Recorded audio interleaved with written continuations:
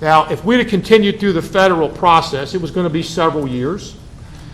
And typically, that's what the Norfolk expansion had gone through. The state's contribution was somewhere around 20% in that. The federal government put up others, and then, of course, the locality. The federal government, I think, put up over 50% in that. But they were several years out, and also the fact that there wasn't significant, there were other projects ahead of it. They requested that the state expedite this project by two ways. Putting up state monies in place of federal. So in other words, our normal 15 or 20% that we would, they requested that we would put up state monies to replace the federal so that they could move this project forward. And also, if we put up state monies, we could shorten this process because we didn't have all the federal guidelines. So it was under that the state committed to $155 million, or 50% of that time was projected to be the cost of the project. 50%. Now, originally, it was going to be 50% of whatever that meant, and we thought the project was going to come in under that. So if it had come in at $250, then we'd have put up $125. So we immediately began working on a term sheet with the city, and this is 2014 that we began a term sheet working with them, hashing out how we could shorten this process with them. And that term sheet, going through it, was never signed, as I recall, but we reached agreement on terms to work to a memorandum of understanding, which I need to point out to the board today has never been signed by the city. It's changed quite a bit, which I'll go into, has never been signed by the city. But during that negotiations, we then said, look, to keep this going further, to further help you make a decision, we'll make the $155 million firm. So if the project comes in at 200, all you got to come up with $45 million. Now, I don't know what it's going to come in at, but that gave them some certainty that they could know that those funds were certain for their use. And the reason I use that word here, because that's really the choice before we see us today. It is not a choice of the Virginia Beach Light Rail not getting funding in the future.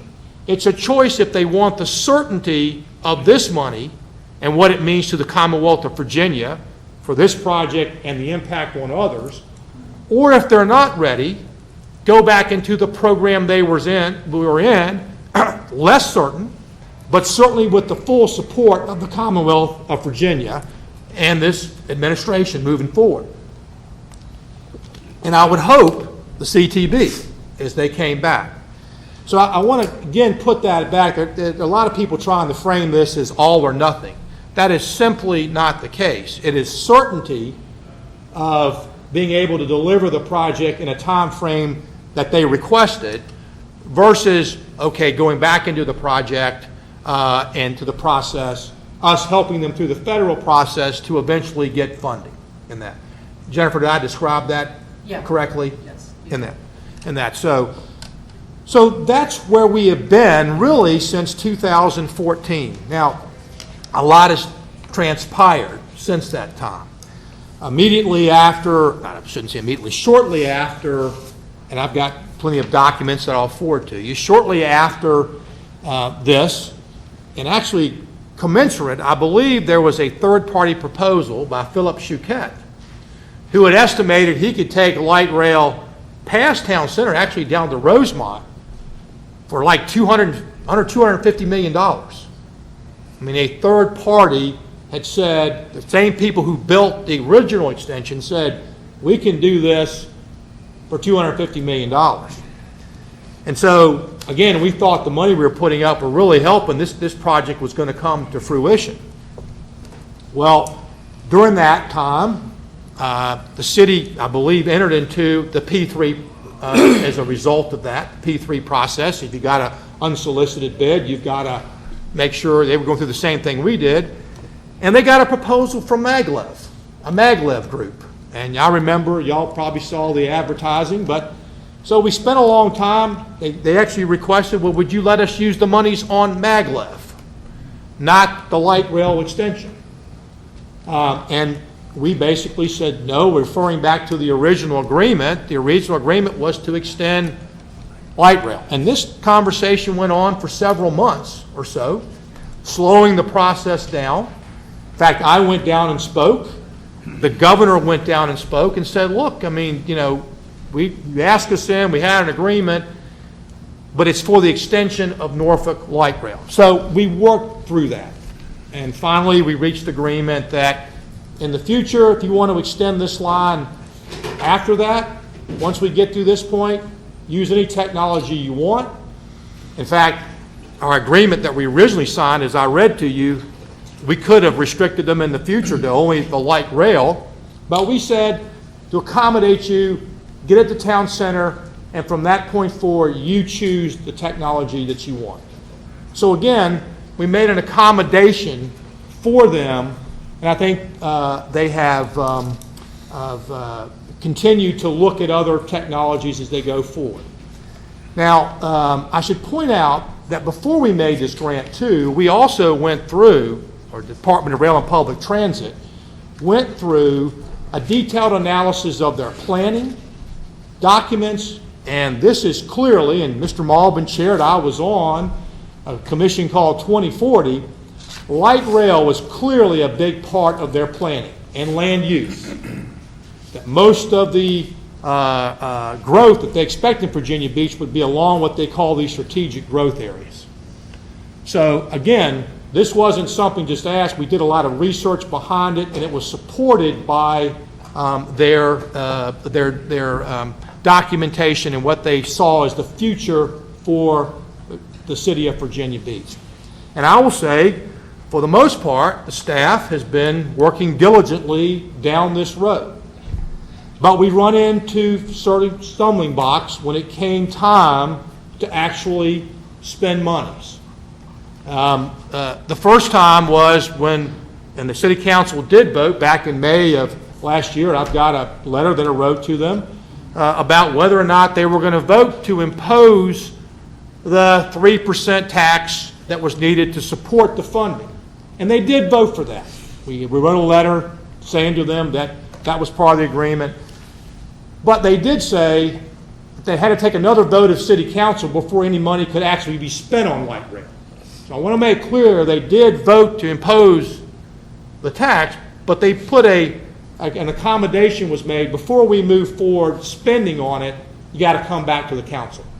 So a step forward, but still not the green light. Now, during this time, a big part of their procurement was the purchase of cars to meet the procurement. You have a page behind you with a detail of all that's outstanding that's going on.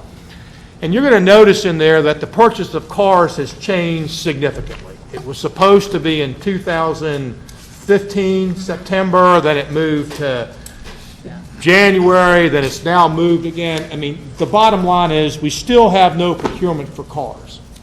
And this is the time when when the city of Virginia Beach would have to put up half the money for the cars. And in fact, a few months ago, there was an opportunity, it looked like, based on Hampton Roads Transit, saying, hey, we could save a lot on these cars if we bought them now. And the city of Virginia Beach said, well, we don't want to use our money. Will the state buy them? So to get that savings, I said, well, look, we'll do that because if you don't do light rail, you got to pay us $20 million back. That's what the agreement says. And we checked with Hampton Roads Transit. They could have used the light otherwise. Well, I said, Jennifer, as another accommodation, let's try to do that because we could use the cars or we could possibly sell them. As it turned out, it really wasn't there. When HRT did find it doing their homework, the cars for some reason weren't compatible. But again, the city of Virginia Beach asked the state to purchase the cars. And where we are today, they've asked us to continue to delay that in there. Now, that's been sort of the history of the transportation. Jennifer, have I missed anything in the actual just moving the project forward? No, I think you characterized everything correctly. It's, you know, as you all may recall, we did negotiate this term sheet with them, which laid out our essentially our funding participation of 50%, or 100, up to 155 million back in March of 2014. And based on that recommendation, the CTB included funds in the FY15 to 20 6-year plan for this project. We included funds that we expected to spend in late fiscal year 15 as a initial payment for light rail vehicles at that time. The schedule then got pushed back due to a number of issues as the Secretary walked through. We then included money again in our FY16 to 21 6-year plan, carried over the funds from 15 to 16 in order to make that initial down payment on vehicles along with the city at that time, anticipating that those are really the critical path items for keeping the project on schedule. And meanwhile, HRT has continued to move forward on the project in the engineering phase. They're using regional monies right now. They've expended about $10 million with about another $10 million under contract for continued preliminary engineering. But as a precondition of DRPT's funding, unlike VDOT, where VDOT has the ability to fully fund projects themselves, we rely on the local project sponsors to make a commitment that they have their local funding fully committed.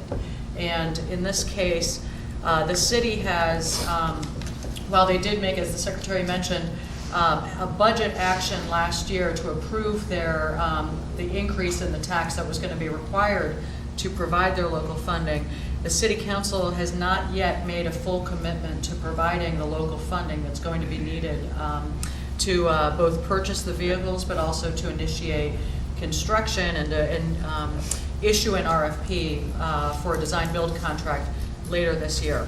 So, well, the key I want to point out is, just quite frankly, I have stretched our guidelines. I'm still within them, but I've stretched them, and I want to make clear because of our effort to continue to support this project in that. Now, there are some other political things that you need to be aware of, and John, you chime in here anytime if not, you know, because I'm sure there's a different side from on that. So I got a request earlier this year to come down to speak to the city of Virginia Beach. And this is after a year ago writing them a letter saying, are you still committed in May, and continuously talking, to come down and talk to the council about where light rail stood. So I went down, John came, our staff went, and I'll be happy, these documents I've given you are part of that. I went through the history, and basically because they had told me they were considering, they thought they needed another referendum. They needed another referendum to move this project forward. And I want to make it clear, that is their decision. And I have never said, and would never, the Commonwealth administration, if they don't have citizen support or council support, we're not going to be successful with this project. But what I did say is that probably meant that you were not going to be able to stay on schedule. And I mentioned political will, that we wanted to make sure you had political will to move forward. We've tried to be accommodating, and we want to move forward with it. I guess I'm learning in this business that if you use the actual straightforward, you're considered being pushy or antsy, maybe is what I got called today in that. But no, I think just like we're expected, and I expect our people to live up, we just sort of expect the other side to live up to what the agreement. Now, by the way, we don't have an agreement signed as of yet. And we've been doing all this without a signed funding agreement going forward. So I mentioned that if we got off schedule, that could impact the CTB support of the project. and I encouraged them to stay on schedule. I mentioned political will. I did say